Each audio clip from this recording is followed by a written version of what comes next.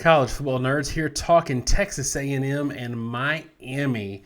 It's a big game. Looking at it in August, Josh, and we're going to talk about it today. I want to give you all a reminder. Every week we do a live show, and every week we ask you to do your homework. Homework is in the comments. Give us your score prediction for this game.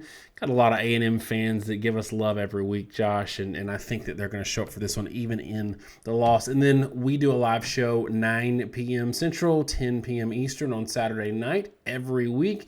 I think I'm going to be doing a solo mission this week, so y'all show up. Give me plenty of questions. Give me something to talk about so I don't get stuck. All right, Josh. This is a weird one because Texas A&M is favored. Miami is ranked 15th in the country. A&M just lost to App State. It's a weird game. We flagged what we saw in Sam Houston State game. We flagged some pretty big concerns about A&M's offense, and it showed up big time Saturday. But what's interesting is, a lot of us are going to say, well, Carolina scored 63 on this App State defense in regulation. Drake May went off 4 touchdowns, 352 yards. They ran all up and down App State. But the flip side of that is App State scored 61. And then they only managed 17 against A&M Saturday. So there is something there that we've been saying all along. A&M is talented defensively, and Miami fans need to know that. They're going to laugh at, haha, you lost to App State. They need to know that this is a legitimate defense they're about to play. Yeah, I mean, App State had 4.5 yards per attempt. Chase Bryce is a good quarterback transfer from Clemson. Went 15 to 30, 130 yards, nothing special. And then rushing, App State sustained a lot of drives, but they went through it on fourth down a ton. And they were only 3.5 yards per carry. Cameron Peoples ended with 112 yards rushing, 5.9 yards per carry, but about almost half of that was on one carry. In general, App State didn't have a ton of success running the ball. Mainly, they had enough success to just keep the chains going. And there's this kind of thing that can happen, right? If you're having just barely enough success, then your time of possession goes through the roof, right? Because every 10 yards is 3 plays or 4 plays, and then another and another and another. And it's the triple option effect. You see a lot of games when teams play the triple option where the first half will end like 10-10, 13-10. A couple playoff-bound Oklahoma and Alabama teams played triple option teams and were losing or tied at the half. Ended up winning those games, but ended up being close. There's a reason for that. And that's kind of the situation A&M found themselves in. That combined with the fact that the offense totally had the wheels fall off, right? Yeah. I mean, yeah. Sure, the wheels fell off. I don't know. I cannot. The numbers, and we're numbers guys on this show. We also talk about matchups. We also talk about rosters. We've been getting some heat about only looking at box scores. But this one, you got to look at it. I mean, they didn't pass for 100 yards. They didn't rush for 100 yards. That's insane to me. App State had the ball for 41 minutes. A&M had the ball for 18 minutes. I don't care about time of possession in most cases, but that is absolutely bonkers to me. And I think that, we've been pretty critical of Jimbo Fisher in the past. We think that he does some things offensively. He doesn't take what's there a lot of times. He makes things hard for his quarterbacks a lot of times. We're worried about Achane between the tackles, but he's an explosive player. On the flip side, Miami's got a quarterback. I don't think A&M's got a quarterback. And I think that's one of the biggest problems they've got right now is they do not have a quarterback. We just did Auburn and Penn State. Neither one of those teams has a quarterback. I think that A&M's a little bit more in the Auburn camp than just having a mediocre quarterback like Penn State has. Miami's got a quarterback. They've got a really good, probably NFL quarterback in the future on their roster. But even if we take it at face value and say, all right, Miami's got a great quarterback, far better than A&M on the other side. Is that enough, given that they might be lacking in other places on the roster? I think it's a fair question, right? I mean, my biggest concern with the Southern Miss game is that, yeah, they won a game 30-7, and it wasn't particularly hard in some ways, but they did struggle in others. I mean, the passing game with Van Dyke was pretty effective, 21-30, 8.8 yards per attempt. But the running game was not. Statistically, 4.7 yards per carry from Parrish wasn't great. I actually thought Franklin was more effective, honestly, even though it was a lower average at 4.1 yards per carry. but it was clear they were trying to establish the run against a team that lost to Liberty the week prior and they couldn't do it. Southern Miss is not a great team. So Van Dyke's going to have to really carry the load. And it really comes down to the what I would say is a lack of dynamic threats compared to where they would prefer to be. It seems like Restrepo is by far their best receiver. I know they got a touchdown to Kayshawn Smith, but I still kind of wonder offensively if they have that many horses. And if you don't have that many horses in the tank, then suddenly this ends up being a low-scoring affair. I'll be honest. It's kind of interesting the two of us doing game previews this week because one, all the teams we're reviewing, it seems like half of them lost games the week prior, and we've got two games that both have over-unders of 48 points. One's Auburn Penn State, and the other is this one. This one's over-under is 48.5. And I think it's telling. We made as always, I do predictions before I look at the spread, but A&M is favored by 6. The over-under is 48. And I think a lot of Miami fans are going to say, well, how disrespectful. Man, Vegas doesn't really care about your feelings. And I don't care what they say, too. They don't set spreads based off what they think the public is or isn't going to do. They try to, I think, set spreads based off what they think the most likely result is going to be for the most part. And so their feeling is that A&M is a little bit better than Miami. And I think it's due to the fact that even though they dominated what is a bad Southern Miss offense, I mean, offensively themselves, they haven't looked great. And so you've got a really, really good defense on one side and a not great offense on the other. On both sides of the ball, I mean, how does it move? I mean, Southern Miss had 33 yards rushing. How's A&M going to move the ball? I think this does set up to be a much more competitive game than you would expect between number 13 and a team that just lost to Appalachian State. But I think that's reflective of the fact that App State was something of a absolute meltdown for A&M, not reflective of what their talent level is. And it's the fact that both these teams have such an advantage, I think, defensively over the other, that this is going to be a really variable, low-scoring game. I think there's this idea, and maybe this is what Vegas is harping on or playing on, is that, look,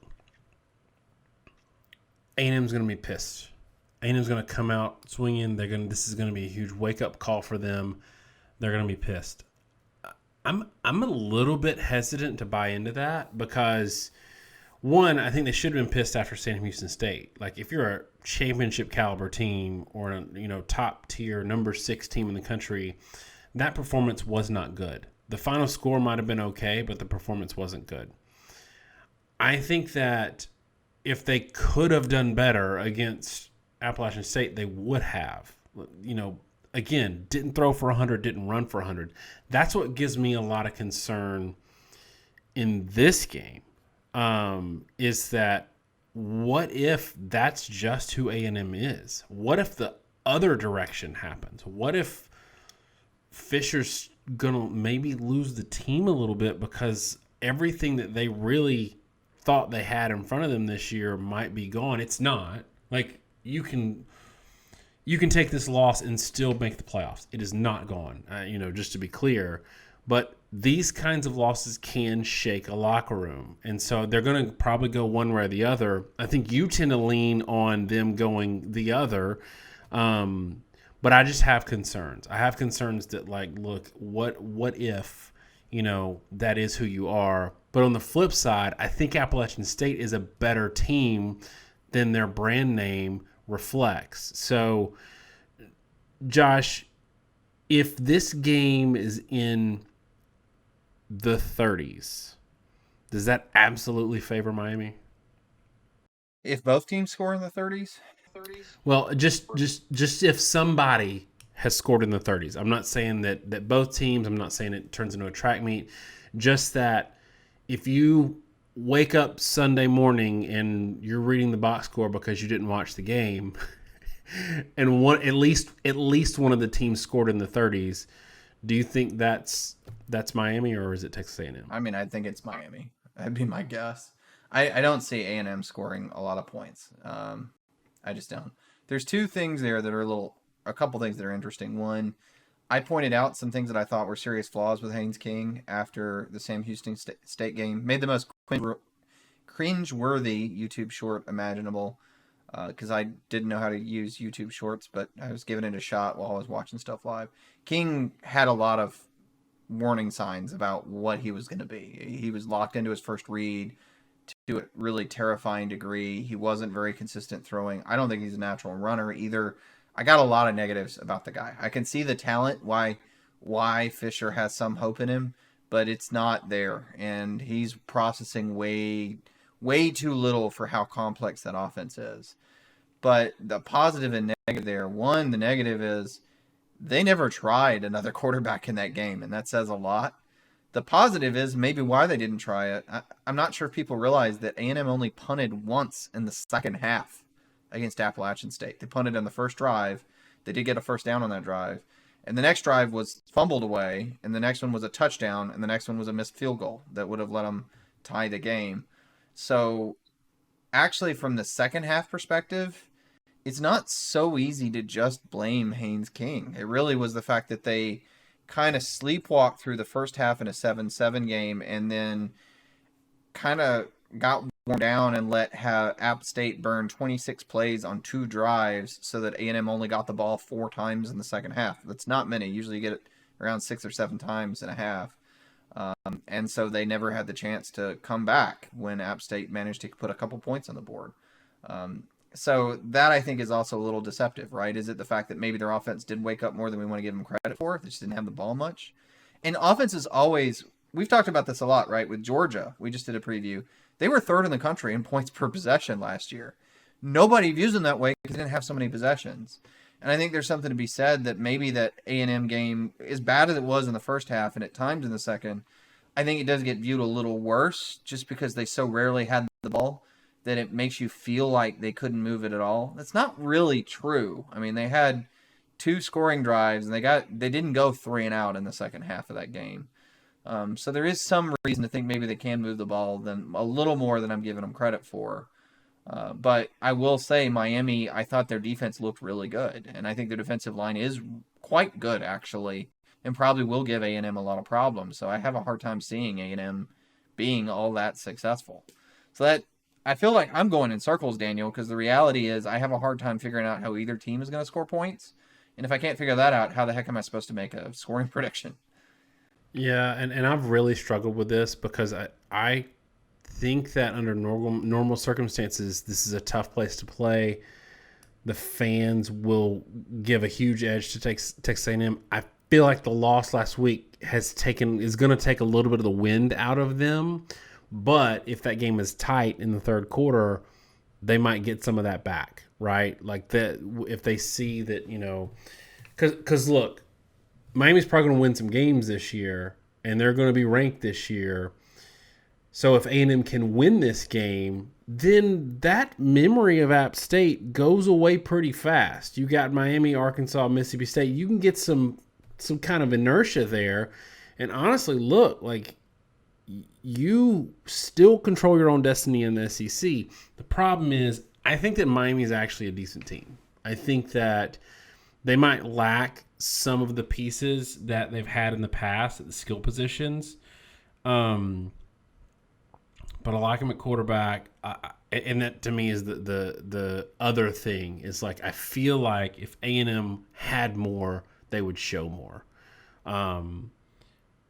So barring some sort of quarterback change, if they're coming out, same quarterback, same kind of approach Saturday, I've got Miami 23-20. Tell me what you got. I'm gonna say Miami. I'm gonna say 27-24.